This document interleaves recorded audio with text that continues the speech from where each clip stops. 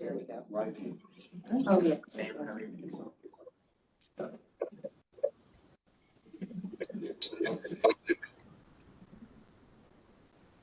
Clay. Clay, can you mute yourself? Thank you. Oh, you? Morning, everyone. I'm Sam Hatcher. I am Governor Kemp's executive counsel and taking over as or replacing Evan Myers, who has left government for greener pastures in Tennessee. So it is an honor to be here and looking forward to working with you all. And before we call the Q1 meeting of the Georgia Opioid Settlement Advisory Commission to order, Evan, can you do a quick roll call? Yeah. Mayor Betty Kaysen.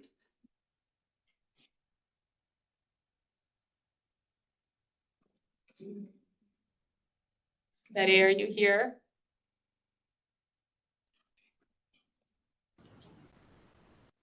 You're muted if you're talking.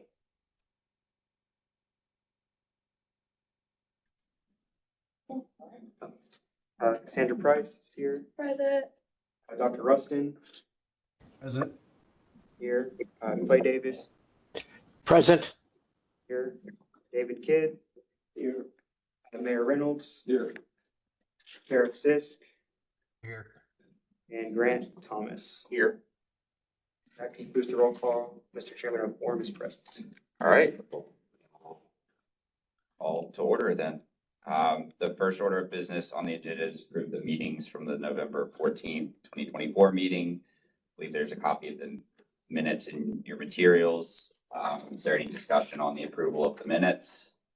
Move as presented. I second. I'll second. Perfect. Motion second.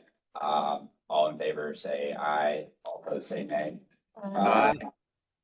Any opposed?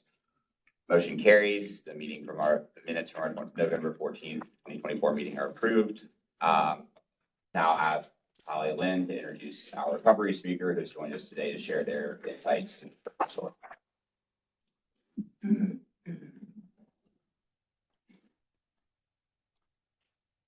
Thank goodness it's not on. There we go. Thank you. So I'd love to ask Jasmine Turner to come up. She is in recovery, has been for numerous years. She runs the North Atlanta Church of Christ Recovery Ministry and is also going to be the tour manager of Georgia's Recovery Bus Tour next year. So welcome. Thank you. Thank you very much. Hello to everyone in the room. Good morning. My name is Jasmine and I am a person in long-term recovery. What that means for me is that it has been since April the 12th of 2011 since I've used any drugs, alcohol, or mind-altering substances. I am honored to be here to be able to share with you my story and also known as my testimony here with you today. I was born and raised in the inner city of Chicago, Illinois. I grew up with my mom, who I have to just point out is here with me today to see me on this side of recovery, and I thank God for that. But I grew up with my mom. She did her very best to raise me in the church and also to move us to the suburbs so that I can have a better chance at life and also get a better education. During my high school years, I played basketball and I became very good at it. I also dibbled and dabbled with marijuana and alcohol here and there because I thought that it was the cool thing to do in high school. I received a scholarship to play basketball in college, and during my first year, we won a national championship. Basketball was my first love. Shortly after winning that championship, I met a man who was one of the biggest drug dealers in Chicago. I didn't know much about street drugs, but one day, out of curiosity, I tried some of his heroin. This was one of the worst decisions of my life. Literally, the first time I used it, I overdosed. There was no naloxone or Narcan around at the time to help me, but I am grateful that I survived.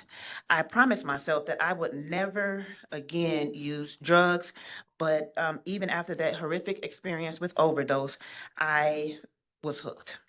Marijuana was not giving me the same effect So over time, I started to use heroin more frequently, and heroin is just highly addictive, as we all know.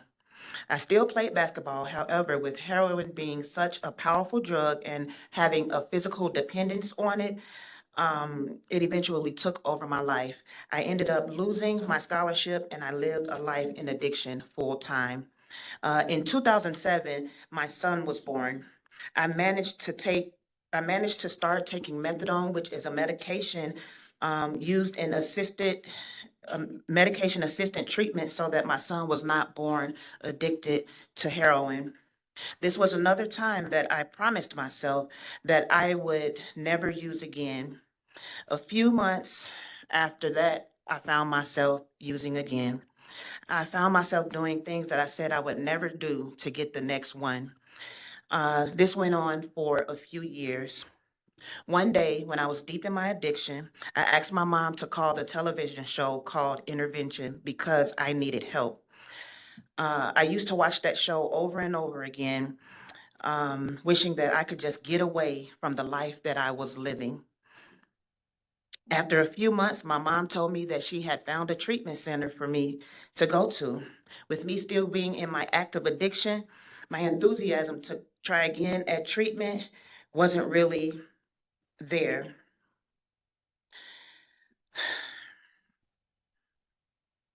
Anyway, sometimes I get emotional when I read this. I apologize. But then she told me about the treatment center, but then she told me that the treatment center was in Atlanta, Georgia. And I said, absolutely no way was I gonna go to Atlanta, Georgia, because um,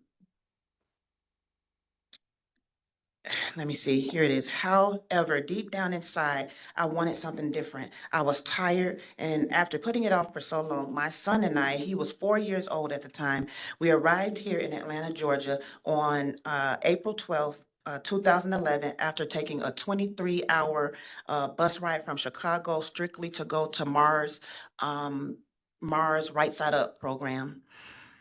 After trying treatment 6 times in Chicago, the plan was to stay here, get well, and then go back home. I was going to stay here for about 30 days and uh, go back to what I was used to in Chicago. When I arrived here at Right Side Up, there was a nice lady at the door. She was the receptionist. She gave me a hug and she told me that I could make it. She told me that she believed in me. I just felt like she was too nice because it just wasn't like what I was used to back home there in Chicago. But I never forgot what that lady said. I will remember her probably for the rest of my life. Um, I didn't really believe her or understand her at the time, but I ended up completing 365 days at Right Side Up. I learned to love and like myself again. I learned how to be the best mommy that I could be to my son. I learned so many tools of uh, coping skill. I learned so many tools, and I'm nervous. Can I pause for a second? All right, sorry. Thank you all for letting me do that. Anyway, um, I learned to love and like myself again. I learned how to be the best mommy that I can be for my son. I learned so many tools and coping skills to use instead of trying to numb my feelings by getting high or drunk. Treatment was the scariest thing that I have ever done, but it was also the best choice that I have ever made. On April 10th of 2012, after 365 days at Right Side Up, I moved to transitional housing over at Mary Hall Freedom Village. I knew that I did not want to go back home to Chicago where my life had hit rock bottom and all my people, places, and things were still there in Chicago. I knew that I needed structure and accountability as I was in active addiction for 12 years. Heroin was stronger than me. I knew that I needed more help. So I attended aftercare at the treatment program that I graduated from, as well as Mary Hall's aftercare program. I did that for a year, which allowed me to continue to learn about the disease of addiction as well as give me tools needed to abstain from using drugs again. I thank God that I was able to drop my son off at daycare during this time while I worked, because I never had to worry about whether or not he was being fed, his safety, or how he was being treated. I knew that the staff there was going to take care of him as if he were their own. There at Mary Hall, I was held accountable for keeping my apartment clean and abiding by the rules of the program. I cannot say that I was happy about them all the time, but because I had nowhere else to go besides back to my old people, places, and things in Chicago, I chose to abide by them to the best of my ability. At one point, while in transitional housing, I lost the job I had. After sulking for a day or two, I walked into the main office of Mary Hall and I asked if I could volunteer. I had to stay busy. I volunteered at the front desk. I refilled tissue, I cleaned the kitchen, I cleaned the bathroom, or I did anything that the staff needed me to do just so that I could stay busy.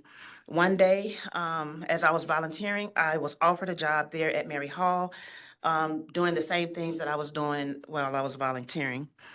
While working and volunteering, I was able to learn different skill sets that I am now using on my current job. I am grateful for this opportunity of being just given a chance, and it helped me to start believing in myself again.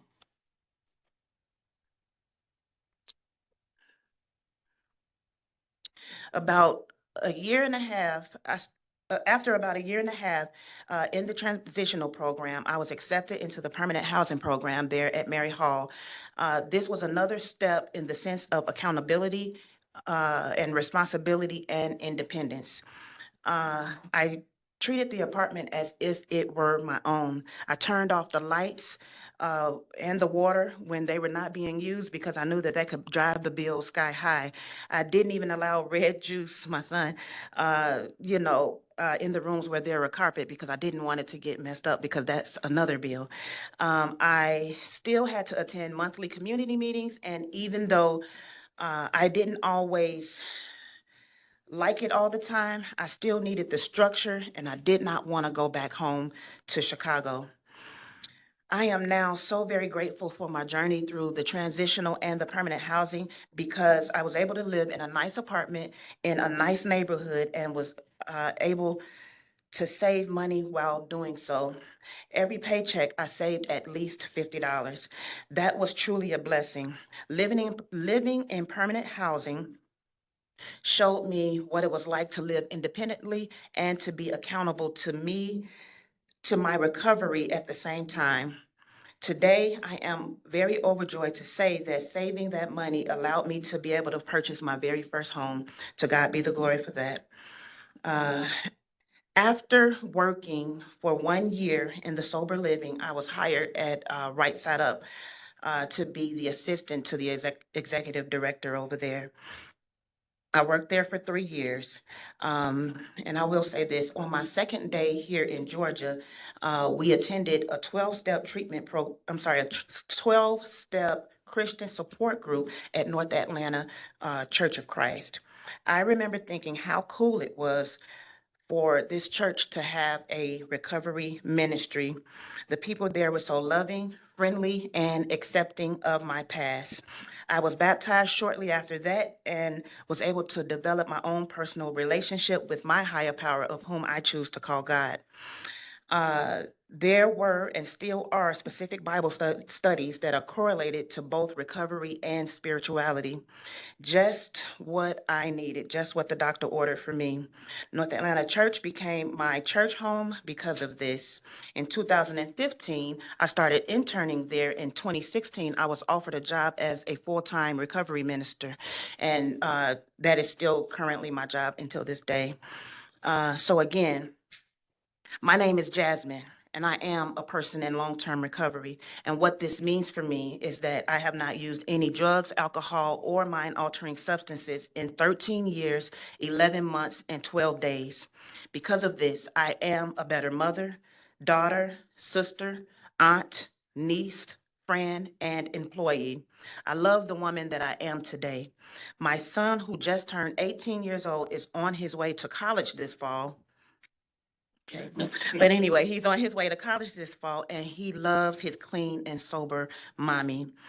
I am employed full-time and a productive member of society. When I first arrived in Georgia, I didn't realize how much my life would flourish. In 2017, I graduated with honors with a bachelor's of science in business with a concentration in human resources. In literally 16 days from today, I will be completing my master's in adult education and training, and I do plan to go back in November for my doctorate's degree. In January of 2022, I was named as one of the recovery ambassadors here in the state of Georgia. I am grateful for that opportunity as I got a chance to see myself, my mom, and my son on a billboard along some of the highways here in the great state of Georgia. Also, another gift of my recovery is that, as she mentioned, later on this year, I get to be the tour bus manager for the Georgia's Recovers program, and I never would have dreamed of some of these, like I call them gifts, that come from my recovery. I will continue to stay connected to both Right Side Up and Mary Hall Freedom Village. I will regularly meet with my sponsor. I will continue to attend my AA meetings. I will sponsor ladies, stay actively involved in my church, and spread the message of hope wherever I go. One day at a time, I will surrender my will and let God lead me on the path that He wants me to go. I am grateful to everyone that I have met on this journey that continues to believe in me and help me to know freedom, that there is a freedom from the bondage of addiction. I still have a long way to go, but one thing I know is that recovery is real, and I will not give up no matter what. Thank you for the opportunity.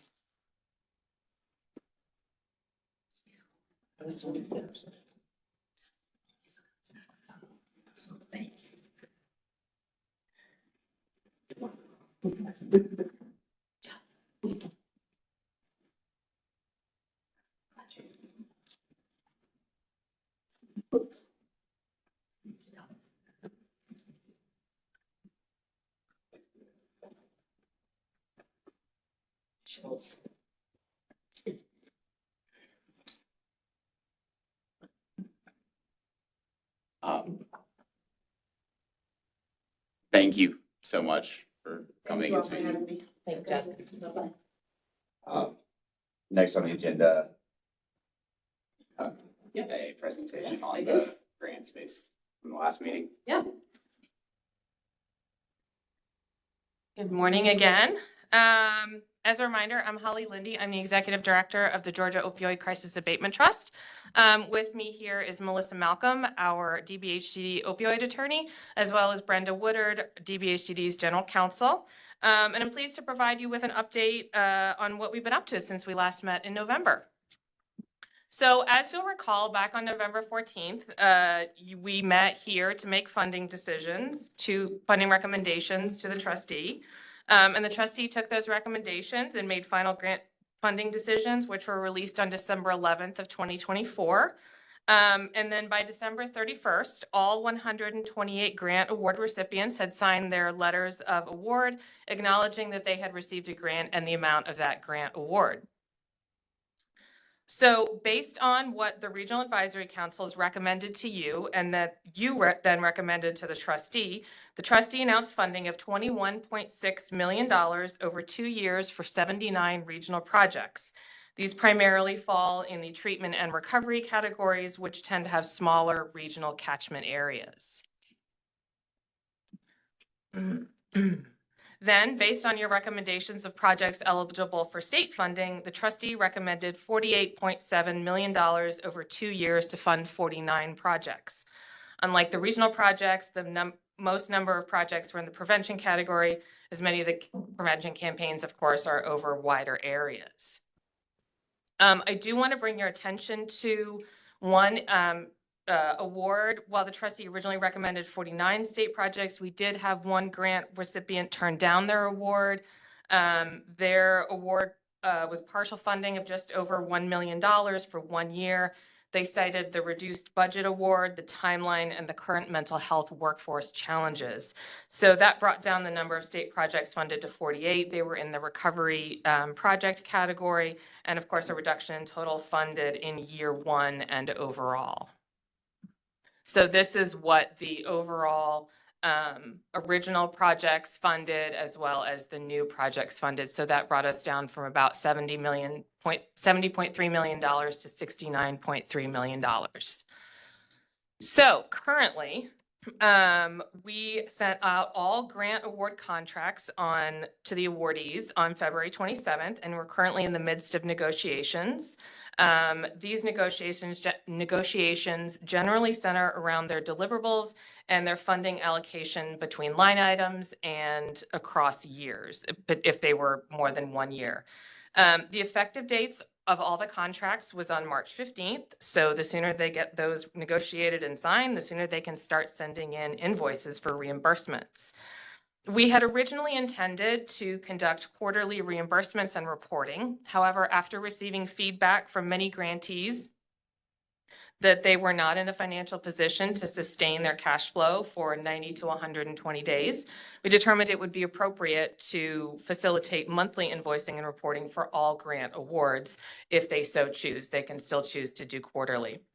We're also working on a contract with an outside entity to conduct monitoring and evaluation of these grants and to ensure that we're moving the needle. So in the future, our 2025 grant application portal is going to open very soon. So as we're working on 2024, we're also working on 2025. So in anticipation, we are planning 4 in-person workshops across the state to explain the grant opportunity to those interested. We'll be holding in-person workshops in Savannah, Tifton, Dalton, and Atlanta, as well as one online for those who cannot make it in person. And we will post that webinar online for folks who cannot attend any of them. And then the details of these workshops will be available on our website soon in April. Similar to last year, we plan to release the Notice of Funding Opportunity document for about 2 weeks prior to opening the portal to receive applications. And this is so that people have time to review the requirements and can prepare their application in advance. So this is what our timeline generally looks like. In early May, we'll hold the grant workshops and release the Notice of Funding Opportunity.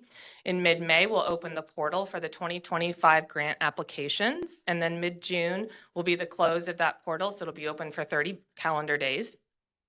We hope to finalize the completeness checks of the applications 2 weeks after the portal closes.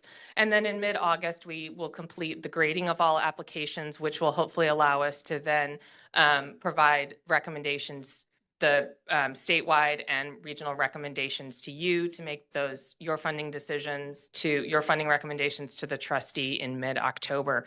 This will allow us then to have the trustee release his grant funding decisions in mid-November, which will hopefully then allow us to get out the grant contracts in early 2026, hopefully a month or 2 earlier. So yeah, questions?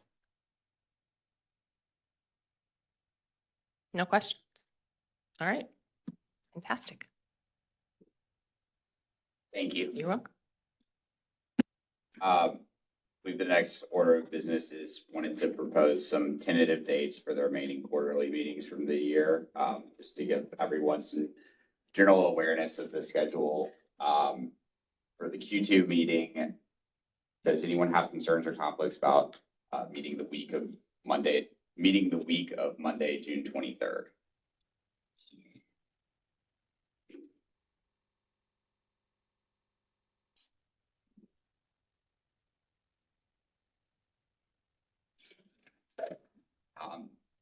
For Q3, tentatively proposing the week of Monday, August 11th.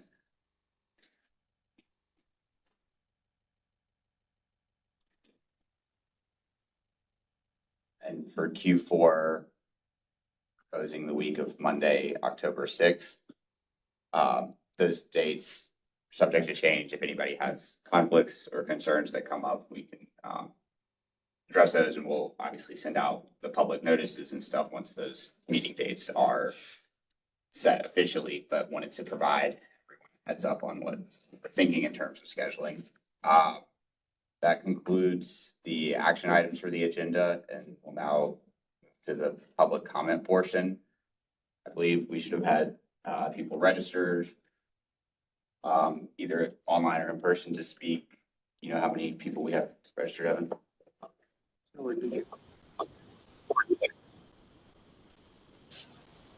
This is Betty Cason. June the 23rd, that's the Georgia Municipal Association's annual meeting in Savannah. I don't know how many people would be at that meeting. That might not be a good meeting date. Okay. We will look at the calendar and propose some alternative dates for that Okay. week then. It actually ends on the 24th. So anytime after that, I mean, I don't know how your calendar works, but I know the actual conference is over on the 24th. All right. Just thought I'd throw that out there. No, thank you. I appreciate that.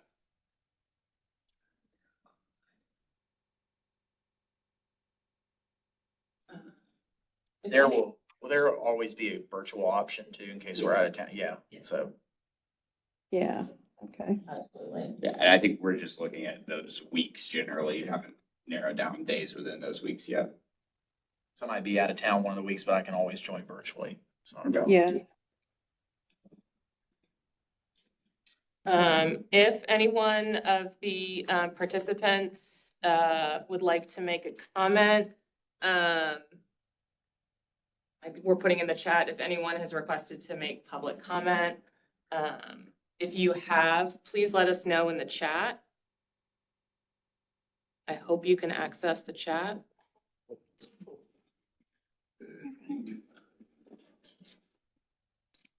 Ollie, while you're waiting on that, I'd like to just say, I appreciate I know I had heard some feedback regarding the reporting and the invoicing.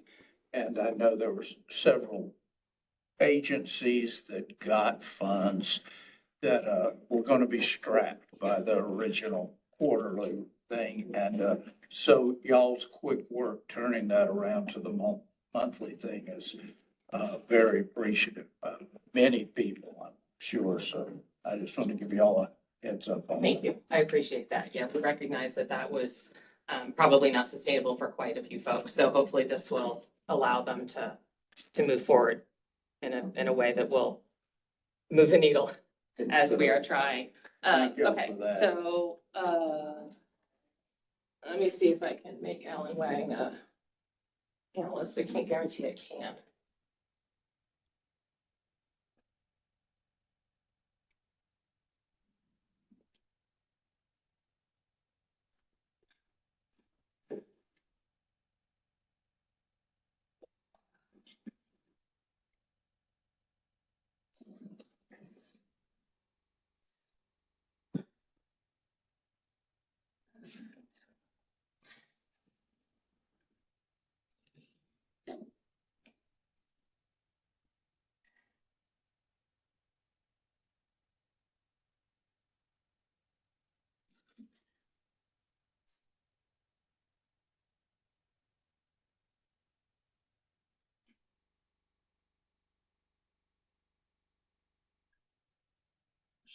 Because this is not, because this is not.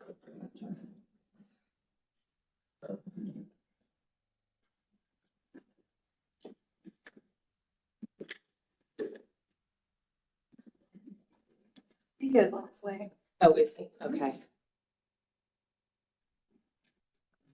I apologize. We'll have to,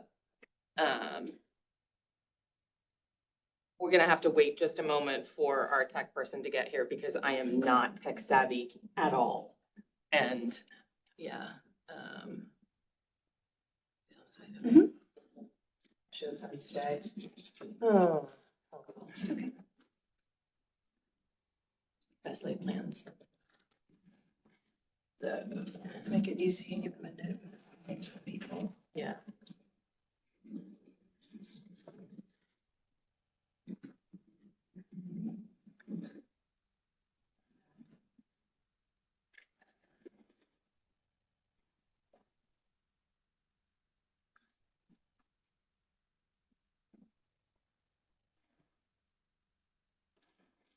You go, if you're on, it's Alan Wang and Jill Dermeyer. He's on his way down here. Okay. Sure, Beavers. Oh, there he is. I see him walking by. Thank you, Melissa.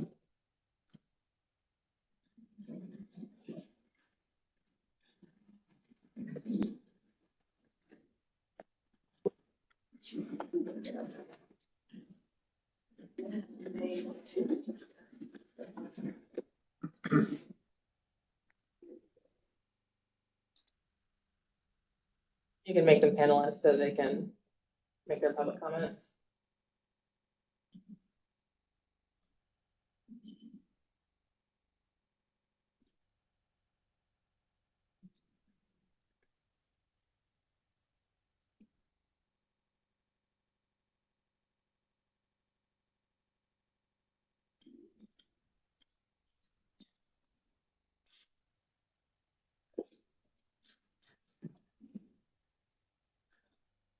There we go. Alan, would you like to make your public comment? Yes, can you hear me? Yes, we can. Thank you. Okay, great. And I'm not sure you can see me, right? That would be correct. Okay, so it's just my voice here. But thank you for allowing me to make public comment. It's a honor here to participate in the GOSAC meeting, quarterly meeting here. First time I've participated. My background is I'm a physician. I'm an internist. I'm the CEO and medical director of the Reiser Institute. We are located in Swanee, Georgia. And I've had the privilege of participating recently with Taylor Payton in the House uh, Study Special Committee on Alternatives to Opioids for Chronic Pain. And was representing DPH, at that meeting as well, on the committee as well. And we have a interdisciplinary pain management program in Swanee.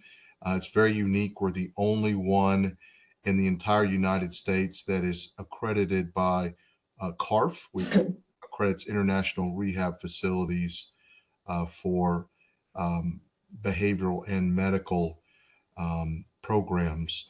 But we're the only one accredited for inpatient and outpatient.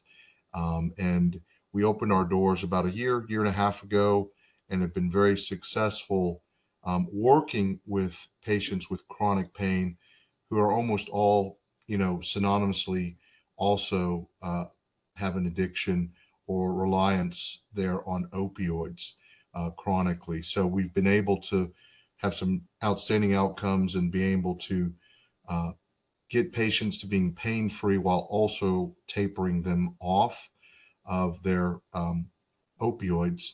And we've done this through an interdisciplinary pain management program that's very unique with a physician who's an anesthesiologist, Dr. Randy Reiser, Dr. Jill Dermeyer, who I believe is also in the chat here and on the webinar, who is a psychologist, PTOT, nursing as well, and really working through an interdisciplinary approach where we have all the patients under one roof with one team, and using that concept and empowering patients to not only work with us, but also empowering them to take control of their situation with opioids and being able to work and see pain in a different light. I've seen a lot of the work here that your committee has done, which has been wonderful in the Opioid Abatement Trust and all the different candidates that receive funding. We are hoping to be able to enter the portal when it opens in mid-May and also apply at that time.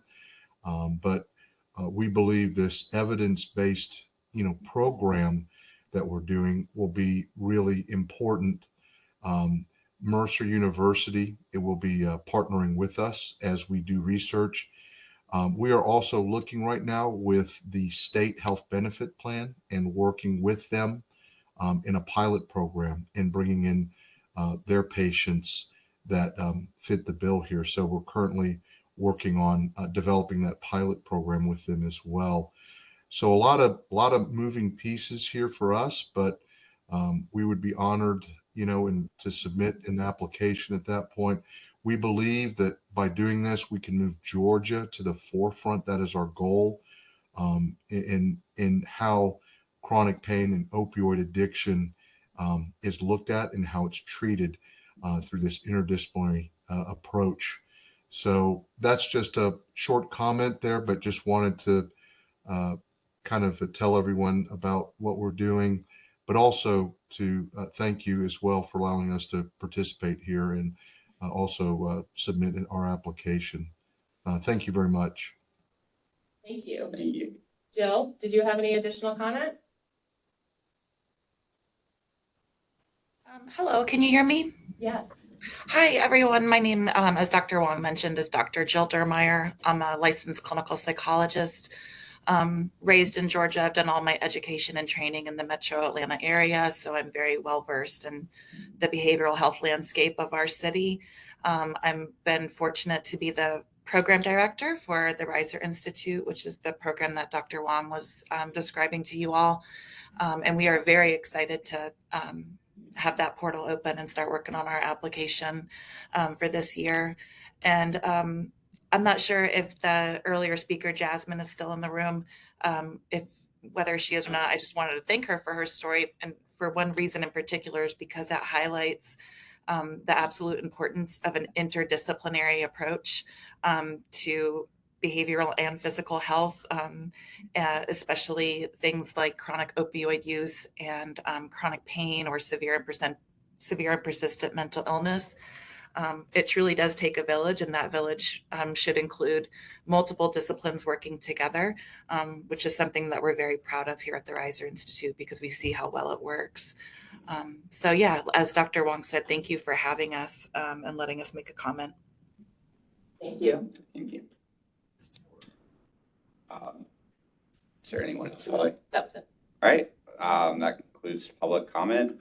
We have a motion to adjourn. So moved. Second. All those in favor? Aye. Those Aye. opposed?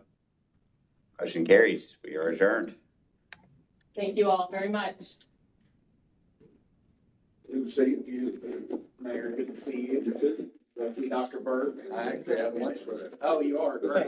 Great. Meeting with him earlier. Yeah. Figured,